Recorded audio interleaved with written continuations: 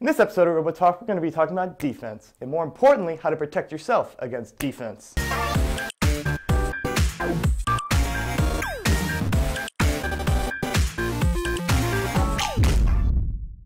Hello everybody and welcome to RoboTalk, your hub for tips and tricks, game updates, and first news. I'm your host, Bo Russell with FTC Team 5037 Got Robot, and we just came back from the Illinois FTC Championship.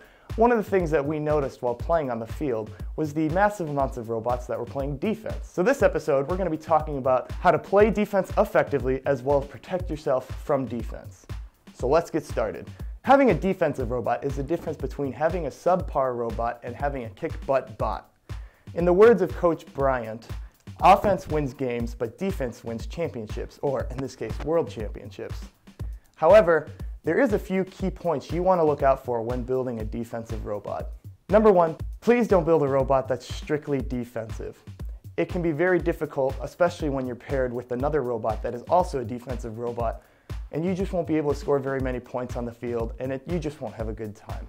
Which leads to the second point. Penalties. If you have a robot that's strictly defensive, most likely you're going to be picking up a lot of penalties, which adds to the opponent's score and doesn't add to your ranking points, so watch out for that.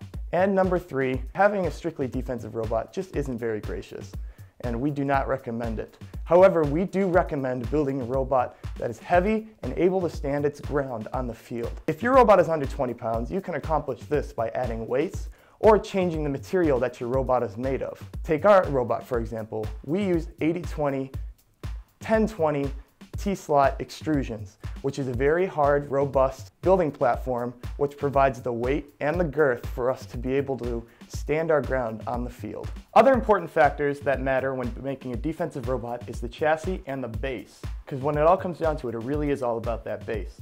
Several ways you can accomplish this is by installing new Andy Mark Nevrest motors onto your drivetrain. They are in fact quite substantially larger than the original Tetrix motors, so you will want to watch out for that because it'll take up more space inside of your robot. Another thing to possibly upgrade is the wheels of your robot. One possibility would be Andy Mark Stealth wheels, not Andy Mark traction wheels, which are banned this year, but are in fact a better alternative to Tetrix wheels. They have roughly the same size in diameter, but have a different depth. They are, in fact, about twice as thick, but do provide a nice rubber traction on the side, which helps very well in preventing slippage and keeps good traction on the ground floor. One last thing that we want to mention before you consider making your robot a defensive robot is to watch out for penalties. Penalties can affect you in more ways than one. It can affect your reputation, it can affect the outcome of every match, and you just want to try and keep it as gracious as possible.